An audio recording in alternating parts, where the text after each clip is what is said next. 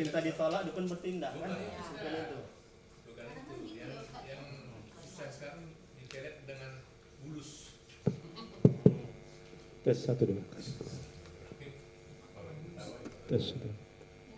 Modus ya. Bukan modus, bulus. Bulus. Tes 1 2. Itu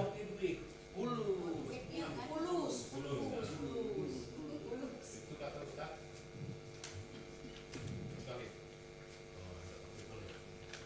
Ustaz. Ya. Makan. Ya, makan, silakan. Kita mulai ya. Nah, udah nggak apa-apa, makan aja. Mulai. Bismillahirrahmanirrahim. Assalamualaikum warahmatullahi wabarakatuh. Tes 1 2. Tes 1 2 dicoba. Tes 1 2. Tes 1 2. Tes 1 2.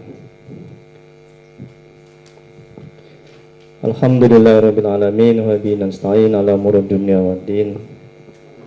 Asyhadu an la ilaha illallah wahdahu la syarika lah. Asyhadu anna Muhammadan abduhu wa rasuluh. Allahumma shalli wa sallim wa barik ala sayyidina Muhammad abdika wa rasulika nabiyil ummi wa alihi wa sahbihi ajma'in. Rabbi ishrah li sadri wa yassir li amri wa hlul min lisani yafqahu qawli. Rabbana zidna ilma wa rzuqna fahma waj'alna minas sholihin. Ya Allah ya Rahman ya Rahim, yang Maha menatap, ampuni ya Allah dosa kedua orang tua kami. Ampuni ya Allah dosa kami ya Rabb. Ya Allah, tolong ya Allah, mudahkan kami mencari ilmu, mudahkan kami mempelajari ilmu, mudahkan kami ya Allah memahami ilmu dan mengamalkannya. Ya Allah, berkahi majelis ini, berkahi rumah kami ya Rabb. Amin ya Rabbal Alamin. Mari kita mulai kajian tasawuf manajemen hati. Kita pahlikan dengan membacakan nama kitab. Adapun pahalanya kita hadiahkan untuk Nabi Muhammad SAW, keluarga dan sahabat-sahabatnya. Kemudian untuk para tabi'in, tabi'ut tabi'in, untuk Syekh Abdul Qadir Al-Jailani, untuk Syekh Imam Ibnu Athaillah Sakandari, untuk guru-guru kita, kedua orang tua kita, serta untuk kaum muslimin dan muslimat pada umumnya. Dan tak lupa juga untuk niat kita masing-masing. Al-Fatihah. Na'udzubillahi minasyaitonir rajim. Bismillahirrahmanirrahim. Alhamdulillahi Rabbil Alamin. Ar-Rahmanir-Rahim. Maliki Yaumiddin. Iyyaka na'budu wa iyyaka nasta'in. Ihdinas siratal mustaqim. Siratal ladzina an'amta 'alaihim ghairil maghdubi 'alaihim waladdallin. Amin. Ilahi anta maksudi wa ridhaka matlubi. Ya Allah, Engkau yang kami tuju, ridhomu yang kami cari. Baik Bapak Ibu jemaah yang dirahmati oleh Allah Subhanahu wa taala. Kita lanjuti kajian kita Al-Hikam hikmah yang ketiga. Ya, kemarin di Masjid Fajar hikmah yang kedua ya, sekarang yang ketiga.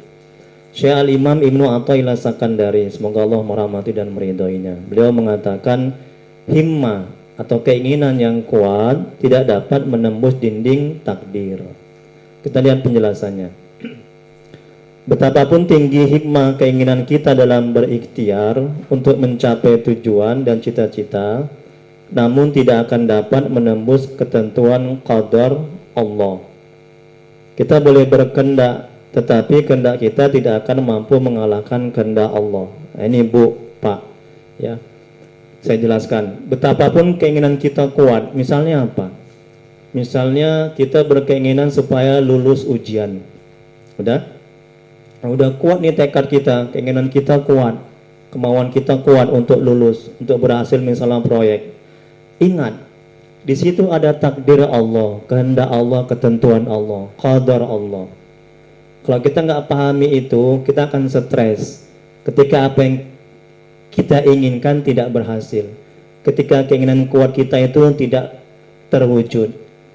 Tapi kalau kita sadar dan paham bahwa ada ketentuan Allah di situ, kita akan tenang hati kita.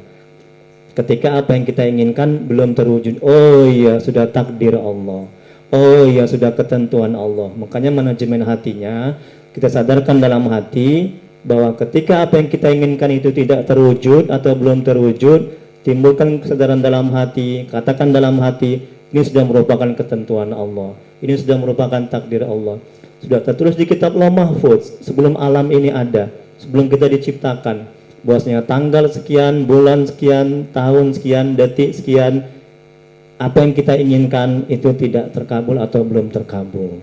Jadi hati kita tenang dan tentram. Berikutnya, itulah sebabnya mengapa kita harus menanamkan keyakinan akan qada dan qadar Allah atau ketentuan Allah, takdir Allah. Gunanya agar kita tidak menyesal dan stres manakala tidak mampu meraih cita-cita kita dan tidak kecewa serta putus asa manakala menemukan kegagalan. Nah, jadi penting bagi kita betapapun himmah atau keinginan kita yang kuat, kita udah susun rapi, udah usaha maksimal ya untuk meraih apa yang kita inginkan, tapi tetap saja di situ ada ketentuan Allah. Ya, ada takdir Allah. Jadi kita harus beriman, harus meyakini. Kan rukun iman itu kan Pak, percaya kepada qada dan qadar Allah, ya kan? Percaya kepada takdir Allah. Nah, kalau itu yang kita lakukan, kita nggak akan stres, nggak akan kecewa ketika apa yang kita inginkan belum terjadi, ketika apa yang kita mintakan belum terwujud, ketika apa yang kita sudah usahakan mati-matian, kalau kita mengimani ketentuan Allah itu, takdir Allah, kita nggak akan ciut dan hati kita kecil, ya. Nah, itu. Kemudian firman Allah dalam Al-Quran, ini Quran Surat At-Taubah ayat 51, sekali-sekali tidak akan menimpa kami melainkan apa yang telah ditetapkan oleh Allah bagi kami. Tengok, jadi semuanya sudah ketentuan Allah, semuanya sudah takdir Allah. Nah, ini penting ya, supaya kita tidak kecewa, tidak stres dan tidak sakit hati. Kemudian berikutnya ayat yang lain, Quran Surah Al-Hadid ayat 22, tidak ada suatu bencana yang menimpa di bumi dan tidak pula pada dirimu sendiri, melainkan dia telah tertulis di dalam kitab Lauh Mahfuz sebelum kami menciptakan. Jadi rezeki kita, jodoh kita, mati kita, dan apa yang kita lakukan di bumi ini, di dunia ini, itu semuanya sudah selesai tertulis sebelum kita diciptakan, sebelum alam ini ada. Kalau itu yang kita yakin dan kita pahami, kita nggak akan putus asa, kita nggak akan stres, ya, kita nggak akan menderita. Nauzubillah, kita nggak akan meninggalkan Allah, kita nggak akan berhenti beramal ibadah ketika apa yang kita ingini, apa yang kita cita-citakan belum berhasil. Ingat ya, bukan tidak berhasil. Kalau kita bilang tidak berhasil berarti kita mendahului Tuhan, tapi belum berhasil. Dan ingat, kalaupun tidak berhasil di sini, kalaupun tidak dikabulkan di dunia, Allah akan kabulkan nanti di akhirat, iya kan? Dan bahwasanya pengabulan di akhirat itu lebih mulia, lebih berharga, lebih bermakna ketimbang pengabulan di dunia. Tapi nafsu kita, lagi-lagi kajian kita di Masjid Al-Fajar, nafsu ini tabiat watak karakternya buruk, kecuali nafsu yang diridhoi oleh Subhanahu wa Ta'ala. Nafsu ini nggak suka ketika apa yang kita inginkan tidak berhasil. Itu nafsu nggak suka. Nafsu itu maunya suka aja, yang enak-enak aja, yang baik-baik aja, yang tenang-tenang aja. Apa yang kita minta, maunya nafsu itu dikabulkan aja. Itulah tabiat nafsu. Jadi makanya saya bilang di Masjid Al-Fajar itu kita harus buruk sangka, ya, kepada setiap ajakan nafsu kita. Kadang dia mengajak kebaikan, tapi di sebalik itu ada syahwat yang tersembunyi. Hati-hati. Nah, kita harus buruk sangka, harus kita teliti nafsu kita. Dan kalau itu berat bagi nafsu, di situ ada kebaikan. Yang saya contohkan di Masjid Al-Fajar, ketika ada dua kejadian. Nah, di satu sisi kita mau sholat, di satu sisi lagi kita mau ke Medan Mall. Nah, mana yang berat bagi nafsu? Otomatis sholat itu berat bagi nafsu. Yang berat bagi nafsu, di situ ada kebaikan. Kalau kita ke Medan Mall, ringan bagi nafsu. Betul kan? Itu dialami itu. Contoh yang lain lagi misalnya, wirid sama sholat isya. Itu sunat sama wajib. Kalau nafsu enaknya wirid. Betul kan? Ringan dia melakukannya. Kalau sholat wajib isya itu berat bagi nafsu. Nah, lakukan yang berat bagi nafsu, di situ ada kebaikan. Masya Allah. Nah, kalau orang sekarang kan lebih enak wirid, ada lontongnya. Ngapain sholat isya berjemaah? Enak yang sunat-sunat. Jadi ketika nafsu menginginkan yang sunat-sunat, meninggalkan yang wajib, di situ ada bermain nafsu dan tidak ada kebaikan di situ. Nah, makanya harus kita waspada dan selalu buruk sangka kepada setiap hawa nafsu kita. Karena Allah bilang dalam Al-Quran, hawa nafsu itu cenderung kepada keburukan, kecuali nafsu yang diridhoi oleh Allah Subhanahu wa taala. Nafsul mutmainnah, ya kan? Irji'i ila rabbiki radiyatan mardiyah. Itu kan kata Allah kan? Wahai jiwa yang tenang, katanya. Kemudian berikutnya, Rasulullah SAW bersabda, ini hadis riwayat Tirmizi, pena sudah kering dan lembaran pun sudah dilipat. Maksudnya suratan takdir semua orang sudah tertulis, kan kata Nabi, ya jodoh kita siapa, kapan kita mati, kemudian kita celaka atau bahagia, surga atau neraka, itu sudah tertulis, sudah selesai semua. Ini kita sedang menjalani ini. Jadi ketika kita paham akan hal itu, ya kita nggak akan stres, nggak akan sengsara menderita, kita nggak akan berhenti beramal ibadah. Ketika apa yang kita cita-citakan, hikmah atau keinginan kita yang kuat untuk mulai sesuatu belum berhasil, kita nggak putus asa, hati kita tenang. Ya, oh iya, sudah tertulis di kitab Lauh Mahfuz bahwasanya pada tanggal sekian, detik sekian, bulan sekian, hari ini aku belum berhasil untuk meraih cita-citaku. Begitu dia cara manajemen hatinya. Enak kan Pak? Tenang kan? Ketika ada anak yang belum taat, suami yang belum taat, istri yang belum taat, katakan dalam hati, oh iya, sudah tertulis di kitab Lauh Mahfuz bahwasanya anakku belum taat, suamiku belum taat, istriku belum taat. Gitu. Jadi tenang hati itu, setan tuh menjauh, hawa nafsu melemah, terkekang. Kemudian kita akan dibantu Allah untuk mencari solusi. Ya, gitu. Tapi kalau persepsi kita udah buruk, stres lah aku, mati lah aku nih, menderita lah aku nih, ya, kita nggak percaya kepada takdir. Kenapa? Bu? Iya, ya, mati lah aku ini. Dia nggak timbulkan kesadaran dalam hati akan takdir itu, akan ketentuan Allah, ya, dia akan menderita. Itu setan masuk, itu senjata setan. Ketika kita tidak kembalikan kepada takdir Allah, ketentuan Allah, qada dan qadar Allah. Kemudian berikutnya Rasulullah SAW bersabda, ini hadis riwayat Bukhari dan Muslim. Seorang laki-laki bertanya kepada Rasulullah, wahai Rasulullah, apakah itu iman? Menjawab Nabi, yaitu bahwa engkau beriman kepada Allah, malaikat-malaikat Allah, kitab-kitab Allah, rasul-rasul Allah, dan hari kemudian. Dan juga engkau beriman kepada, tengok nih Bu, Pak, ini digarisbawahi, dan engkau beriman, berkeyakinan bahwa takdir baik, qadar baik atau takdir baik dan buruk dan manis dan pahit adalah dari Allah. Yang pahit dari Allah, yang baik dari Allah. Kita kena musibah itu dari Allah, kita sakit semuanya dari Allah. Kalau kita yakin akan hal itu, kita pahami itu, kita nggak akan stres ketika kita kena musibah. Dari Allah kita minta kepada Allah, orang dia yang ngasih, ya kan, orang dia yang memberi. Nah, gitu. Jadi hati kita tenang, tentram. Ya, ada orang jahat menjolimi kita, itu juga ketentuan Allah. Dan pada hakikatnya perbuatan Allah, dia itu jahat. Ciptaan Allah perbuatan dia. Cuman dalam kajian tasawuf, akhlak tasawuf, tidak boleh keburukan itu dinisbahkan kepada Allah. Kalau keburukan dinisbahkan kepada kita, kalau kebaikan dinisbahkan kepada Allah. Jadi kita kurang beradab kalau kita bilang ada orang membunuh, menzolimi, oh Allah yang membunuh, Allah yang menzolimi, oh itu kurang beradab, tidak boleh. Walaupun pada hakikatnya semuanya itu baik dan buruk itu perbuatan Allah, ciptaan Allah. Ya Bu ya, ini tolong dipahami. Ya. Kita kan udah belajar tasawuf kan, jangan dibilang seperti itu, ya. Kemudian berikutnya Rasulullah SAW bersabda, yang artinya setiap orang itu dikumpulkan pembentukannya di dalam rahim ibunya dalam waktu 40 hari berupa nutfah, kemudian menjadi segumpal darah selama 40 hari juga, kemudian menjadi sekerat daging juga dalam waktu 40 hari. Setelah itu diutuslah kepadanya malaikat untuk meniupkan ruh kepadanya dan menetapkan 4 perkara. Nah, ini dia. Yang pertama rezekinya udah selesai. Pak, Bu, kalau udah begini Bu, kita pahami, kita yakini, kita nggak akan tamak dengan harta orang lain, rezeki orang lain, betul kan? Kita nggak akan rakus mencari rezeki, betul kan?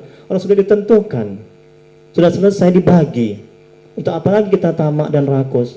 Untuk apa lagi kita ingin supaya rezeki orang itu pindah ke kita? Ya nggak mungkin, ya kan? Ya selesai semua dibagikan. Tinggal lagi kita nggak boleh pasrah. Ah ya udahlah Ustadz, sudah ditentukan Ustadz di kitab Lauh Mahfuz sana, sudah ditiupkan itu. Ketika kita di rahim ibu kita, rezeki kita, mati kita kapan, jodoh kita. Ngapain lagi aku Ustadz payah-payah cari kerja? Oh juga nggak boleh begitu, itu namanya pasrah. Kita kan nggak tahu rezeki kita tuh banyak atau sedikit, dan kita nggak perlu cari tahu, dan nggak perlu kita ingat-ingat dan kita hitung-hitung. Banyak nggak rezeki aku yang dikasih sama Allah ketika ditiupkan ruh itu ya di dalam perut ibuku ya. Aku termasuk orang yang celaka atau bahagia ya? Itu kita nggak perlu cari-cari tahu, cukup kita imani. Yang penting kita bekerja aja. Kalau kita bekerja, berusaha, kemudian kita berdoa, beramal ibadah, pasti Allah kasih rezeki, betul kan? Seperti yang saya bilang itu di dalam Al-Quran itu di Masjid Al-Fajar. Barang siapa yang kata Allah, barang siapa yang beriman dan bertakwa, itu kan kata Allah, janji Allah, akan aku cukupkan, akan aku memberikan rezeki, akan aku kemudahkan. Yang penting udah kita beramal ibadah, kita bekerja.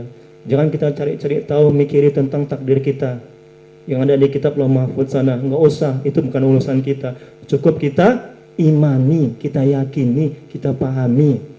Ustadz, aku celaka atau bahagia Ustadz yang ditentukan oleh Allah Ustadz ya?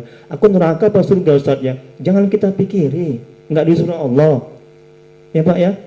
Ya, ada jemaah seperti itu, stres dia, asik mikir yang di alam gaib sana. Ya, mudah yang penting amal ibadah aja. Kalau kamu beramal ibadah, Allah akan mudahkan masuk ke surga, betul kan? Yang penting kamu kerja aja, yang lurus, yang jujur. Kalau kamu kerja usaha, jujur lurus, pasti Allah akan mudahkan kamu untuk mencapai kaya. Ya, jangan dipikiri. Nah ini, jangan stres, cukup diimani, diyakini. Oh, memang ada takdir aku, memang sudah ditulis, cukup begitu.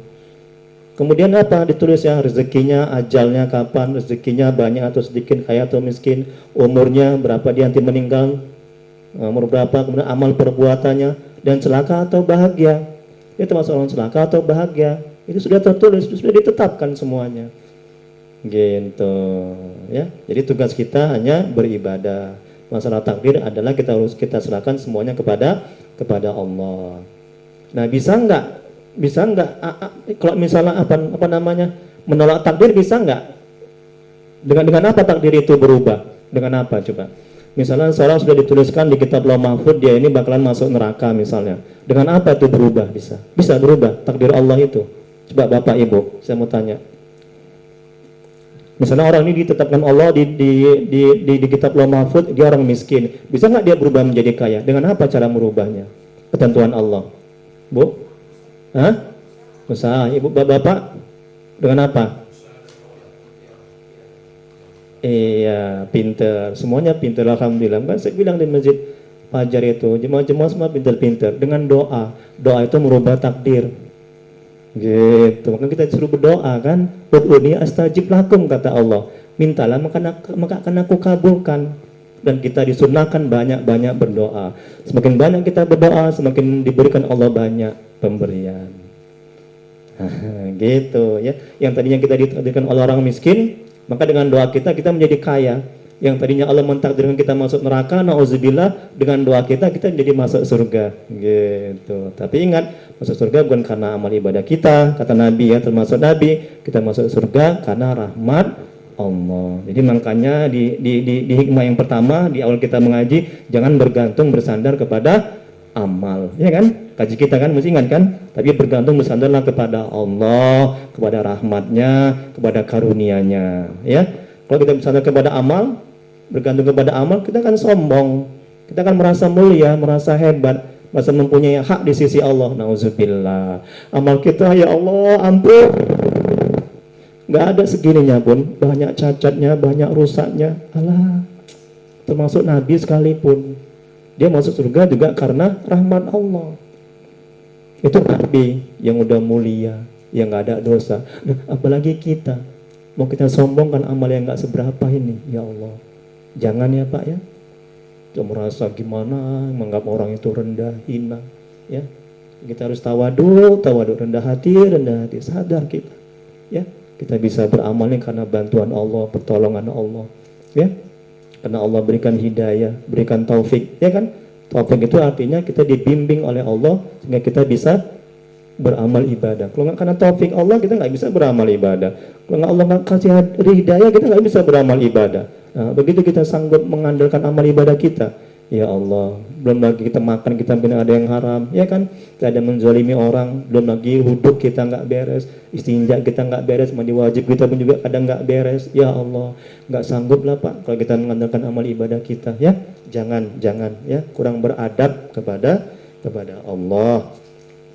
Kemudian berikutnya, Rasulullah SAW bersabda, seandainya saja aku melakukan seperti ini, saya akan begini dan begini jadinya. Tapi katakanlah Allah telah mentakdirkan dan apa yang Dia kehendaki akan Dia lakukan. Nah ini Pak, kata Nabi, kita tidak boleh mengatakan jikalau umpama andai kata. Ketika terjadi sesuatu sama diri kita, itu akan membuka masuk pintu setan. Misalnya orang naik kereta, dia belok kanan, seandainya nggak belok kanan, aku belok kiri. Wah, pasti aku selamat. Oh, itu pintu setan masuk itu, sehingga dia stres, sengsara, menderita, dan dia nggak akan bisa bersabar. Nah, tapi katakanlah kata Nabi, ini sudah merupakan ketentuan Allah. Ya, anak sakit begitu juga. Seandainya aku tidak bawa dia ke sana, pasti nggak akan sakit. Jangan ada kata-kata seandainya, jikalau, umpama, andai kata. Jangan. Ya, itu masuk setan itu. Jangan. Tapi katakanlah ini sudah ketentuan Allah. Kemudian kita katakan innalillahi wa inna ilaihi raji'un. Ya, sudah takdir Allah semua. Bapak juga datang kemarin, ini sudah ketentuan Allah Pak, Bapak Ibu. Sudah tertulis di kitab Lauh Mahfuz pada tanggal sekian, hari Minggu, hari Ahad, tanggal sekian, bulan sekian, jam sekian. Nanti Bapak jemaah Al-Fajr akan datang. Ini sudah ada ini. Kalau kita pahami akan hal itu, kita nggak akan merasa bangga, merasa mulia. Oh, ini karena kehebatanku, karena kesanggupanku Ustadz, aku bisa datang. Kita nggak akan bilang begitu. Ya. Ini karena sudah merupakan ketentuan Allah, takdir Allah, maka kita akan mengatakan ini semuanya karena bantuan Allah, pertolongan Allah, ya, taufik dari Allah, dan sudah tertulis di kitab Lauh Mahfuz sebelum alam ini ada, sebelum kita diciptakan. Kemudian berikutnya Imam Ghazali, semoga Allah merahmati dan meridhoinya, berkata, tidak akan terjadi bencana di permukaan bumi ini kecuali sudah ditentukan oleh Allah jauh sebelum diciptakan alam ini. Tidak akan terjadi musibah yang menimpamu kecuali telah digariskan Allah sebelum dirimu diciptakan. Tengok kan? Kemudian berikutnya ulama menjelaskan bahwa beriman kepada takdir mengandung 4 hal. Yang pertama, wajib beriman bahwa terjadinya segala sesuatu sesuai dengan ilmu Allah. Apa yang diketahui dan diputuskan Allah yang azali, yaitu masa di mana segala sesuatunya belum ada, yang ada hanya Allah. Yang kedua, wajib beriman bahwa Allah menciptakan seluruhnya, baik jahat, ya, iman dan kafir. Yang ketiga, wajib beriman bahwa sesuatu yang ditakdirkan Allah wajib terjadi dan tidak ditakdirkan Allah mustahil tidak terjadi. Rasulullah SAW bersabda yang artinya, baik-baiklah mencari rezeki yang baik dan halal. Kalau memang sudah jatah engkau, maka akan engkau dapatkan. Namun bila tidak, maka tidak akan engkau dapatkan. Yang keempat, wajib ridho atas yang ditakdirkan Allah dan menyikapinya dengan sesuatu yang dituntun.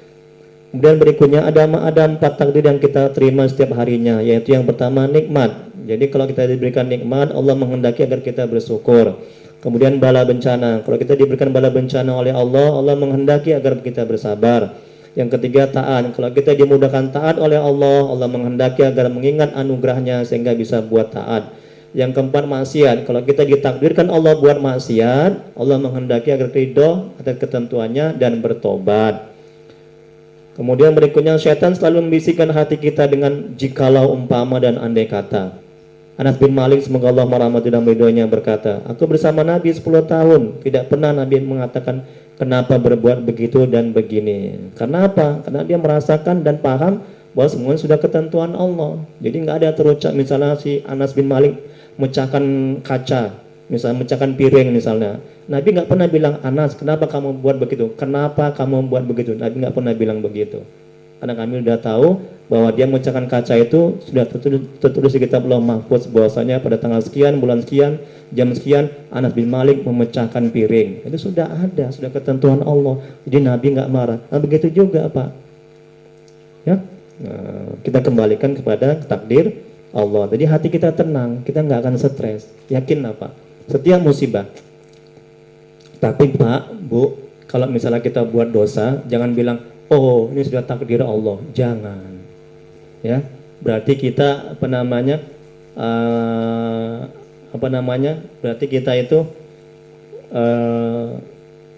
berarti kita itu tidak ini menyalahkan Allah, seolah-olah Allah yang salah, dan kita nggak akan tergerak hati untuk bertobat. Kalau kita buat maksiat, memang semuanya ketentuan Allah. Adabnya kita mengatakan ketika kita buat maksiat, kita bertobat kepada Allah. Ya Allah, aku zalim sama diriku sendiri. Sama seperti kayak Nabi Nuh ketika dia makan ikan hiu. Nabi Nuh ya, Nabi Yunus, ya kan? Apakah dia menyalahkan Allah, umatnya? Kan tidak. Apa yang dia lakukan? La ilaha illa anta subhanaka inni kuntu minaz zalimin. Ya Allah, sungguhnya aku yang zalim. Betul kan? Aku yang zalim. Nah, dia menyalahkan dirinya. Dia tidak mengatakan ini ketentuan Allah, takdir Allah. Dia nggak menyalahkan Allah, nggak menyalahkan umatnya. Aku yang zalim. Sama juga kayak Nabi Adam ketika diturunkan dari langit ke bumi, kan dia menyalahkan dirinya kan. Aku yang zalim ya Allah. Nah, begitu Pak. Ya, jadi kurang beradab kalau kita bilang, oh ini takdir Allah. Kita nggak akan mau bertobat. Emang semuanya takdir Allah. Tapi dalam hal maksiat, kalau kita melakukan maksiat, nah kita katakan ya Allah, aku yang zalim, aku yang buat dosa. Mohon ampun aku ya Allah. Gitu. Jadi kita mau bertobat, mohon ampun ya. Ini maksiat tadi kan. Kemudian setan yang tadi udah. Kemudian kesimpulannya adalah kuatnya cita-cita dan keinginan seorang hamba tidak bisa menembus takdir Allah. Bagaimanapun usaha, doa dan tawajuh menghadapkan diri dan membulatkan hati kepada Allah tidak akan berhasil bila bertentangan dengan takdir Allah. Tapi bukan berarti menjauhi sebab atau usaha. Mengembalikan segala sesuatu kepada takdirnya membuat hati tenang, selamat dan bahagia. Bila tekad yang kuat saja tidak akan membuahkan hasil apa-apa kecuali dengan takdir dan izin Allah. Apalagi tekad yang lemah. Hikmah ini bertujuan untuk mendinginkan api ketamakan yang menyala-nyala di dalam hati, yang selalu yakin bahwa segala sesuatu itu bergantung pada usaha sendiri dan pasti berhasil. Tengok nih kan. Nah, jadi ini untuk menyadarkan kita bahwa segala sesuatu itu berhasil bukan karena usaha kita, bukan karena kemampuan kita, bukan karena kehebatan kita, bukan. Itu semuanya sudah ditakdirkan oleh Allah. Dan ketika apa yang kita inginkan belum berhasil atau tidak berhasil, kita nggak akan stres karena Allah sudah menentukan di kitab Lauh Mahfuz bahwasanya apa yang kita usahakan itu belum berhasil. Jadi kita nggak akan kecewa. Jadi semuanya kita kembalikan kepada Allah. Ya, jadi itu pentingnya kita beriman, memahami, berkeyakinan, percaya kepada qada dan qadar Allah. Jadi kalam hikmahnya, ya, Al-Imam mengatakan himmah atau keinginan yang kuat tidak dapat menembus dinding takdir Allah. Betapapun kuat keinginan kita, cita-cita kita kuat dalam suatu pekerjaan, dalam suatu apapun, ya, tapi nggak akan bisa berhasil kalau Allah belum mengizinkan. Kalau takdir berkehendak lain, ya. Wallahu alam. Hanya Allah yang Maha mengetahui. Silakan Pak, mungkin ada yang perlu ditanyakan, diskusikan. Ya, Pak Haji. Ya,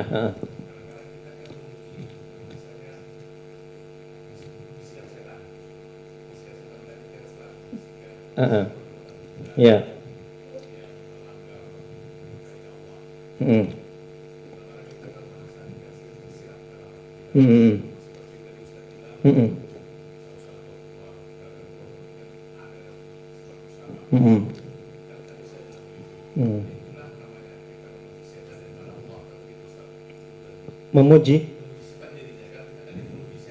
Memuji setan.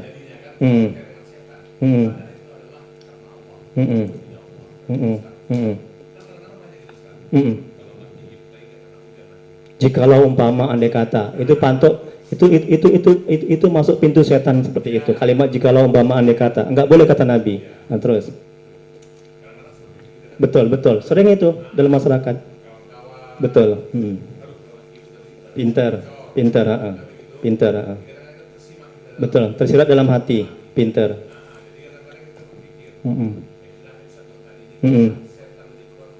Betul.